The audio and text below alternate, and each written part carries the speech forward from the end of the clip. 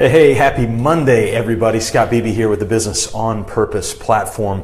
And as I've told you so many times, it's my favorite day of the week. It's Monday. It's the first day of the week we get to wake up and liberate small business owners just like you from the chaos of working in your business. And one of the questions that we get a lot, in fact, we just got it late last week, and I thought it would be a very, very valuable question to be able to spend some time on.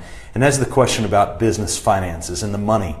Because quite honestly, this is really a stewardship issue. Regardless of your faith background, your convictions, this really is a stewardship issue. The opportunity to be able to realize that the resources that you receive in exchange for the services that you offer, those resources hopefully outweigh the services you offer in terms of what we call profit, not necessarily in service, but in profit. And then from that service, we need to be able to come in and say, all right, what do we do with this? How do we leverage these tools, these resources, whether we've got a lot of resource coming in or we've barely got resource at all coming in. And so let's talk about this issue of finances. When your bookkeeping is a mess, how do you get back on track? All right, so Jay Massey, I just saw come in. Man, you know where I'm going with this this morning. And you guys hang on, because there's a couple of things I want to walk down this. I wrote some notes that I want to share with you guys, and then I've got a resource that I also want to share with you as well. So hang tight, and if you know of any small business owners who are struggling with their finances, go ahead and share this post, because they need to know this as well. The first thing you need to realize right out of the gate, don't try to fix this by yourself. If you're off track in your business finances, don't try to fix this by yourself. And also, what's that old adage? Admit you have a problem. It's okay. We tell people all the time, if we were to line up 20 small business owners, guys, I want you to hear this. If we were to line up 20 small business owners, 16 of them would really be struggling. You've heard that old phrase, the emperor's wearing no clothes.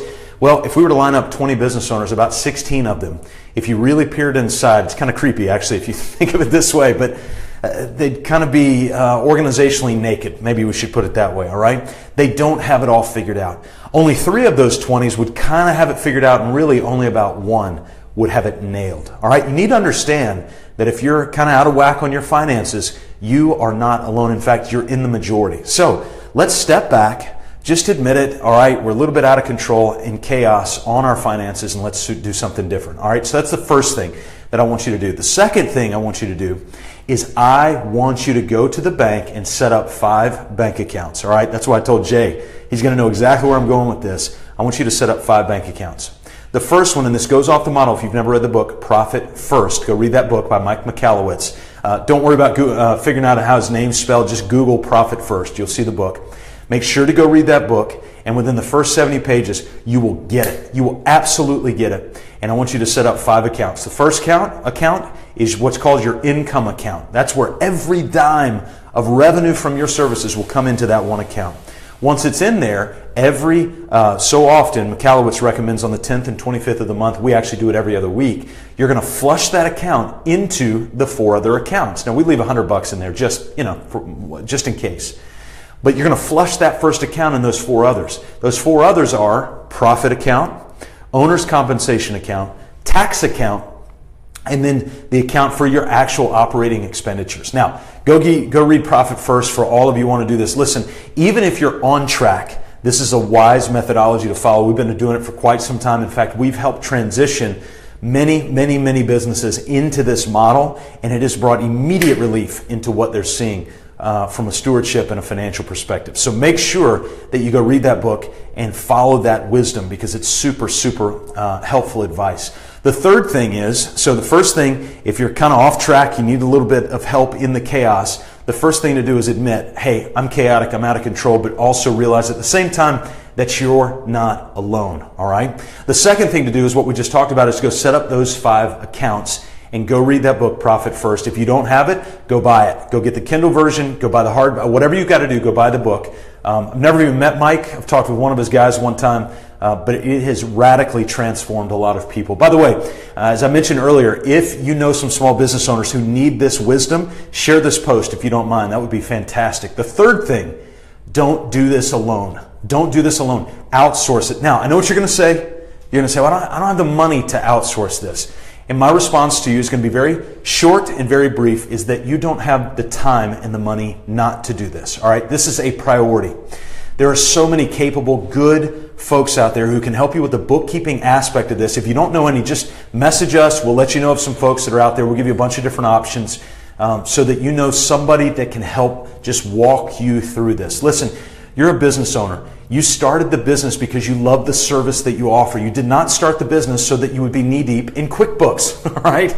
Don't worry about trying to do this yourself. Don't take this on by yourself. Work with somebody who knows exactly what it is that they're doing so they can walk you methodically and, get this word, unemotionally through the process. Why? Because when we're dealing with money, there's a lot of emotion involved. Some people think you should take more. Some people think you should take less.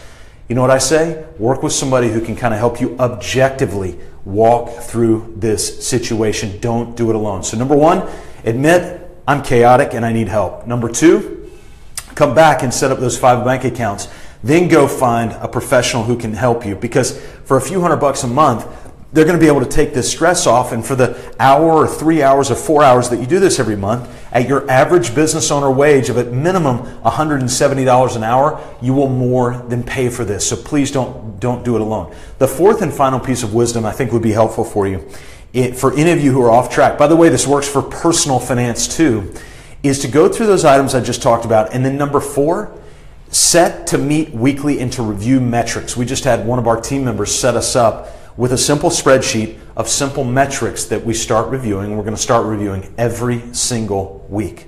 All right? And it's just a spreadsheet. That's it. Nothing fancy, no special app, nothing like that. Remember, we're not into rocket science. What we're into is effectiveness. That's what we're looking for. So 4 things that you can do right out of the gate if you're starting to feel a little chaotic in your finances. Number 1 is don't fix this by yourself and realize you're not alone, and just step back and admit and say, you know what, I need more clarity in this, because it is a stewardship issue. Number 2, set up those 5 bank accounts as outlined by Profit First. I think I just saw Steve mention that he's already reading the book. Keep going, but don't just stop at reading it. Implement it. Go to the bank. And if you go to a bank and they won't do it, go to our bank locally, Atlantic. They'll do it for you, all right? And if your bank won't do it, go get another bank, all right? Number 3, outsource it. Find somebody who's better than you at this task, all right? At the bookkeeping, collecting, reconciling, all that. Go find somebody and pay them. It's worth it. It's worth it. It's worth it. And then 4th, set up a weekly review time to go be able to do that. So, hey, I want you to type in some questions that you might have around the finances here that either we can deal with here on this post. We're about to wrap this up. I do want to tell you a resource that we have put together for all of you who are small business owners, and you want to know, hey, what are the non-negotiable things for me to go achieve actual profit in the business? I'm not talking about all that margin stuff people talk about and net income statements that are on there. Man, that net income number is irrelevant to me. You know what I want to know? How do I achieve actual profit in the business? Profit that I can go leverage and use not only for my family, but also use for the different things that we want to be able to contribute and serve and give to. Well, we've put together a resource. I'm glad you asked. I know it's backwards, but 11 non-negotiables to ensure profit in the for you as a small business owner. I need to see if I can turn this thing around. And if you want it, all you got to do is go. It's totally free, by the way. We totally built this out. It's like a big checklist. It's multiple pages in a checklist, and you can just go. It's really cool looking. And if you just go to mybusinessonpurpose.com/guide, mybusinessonpurpose.com/guide, GUIDE, then you can get this here. No strings attached, totally free. I would print it out and keep it with me and keep it right next to me so that you can continue to build out and understands what the non-negotiables are for you if you're a little bit off track in your finances or in your business as a whole. Bottom line is, guys, we're here to liberate you from the chaos of working in your business. And one of the ways that we can do that is help you think with great clarity around the mundane issues of everyday business. And that's what happens with your finances. So I'd appreciate it if you'd share this post. I know a lot of folks are struggling with this in the small business space.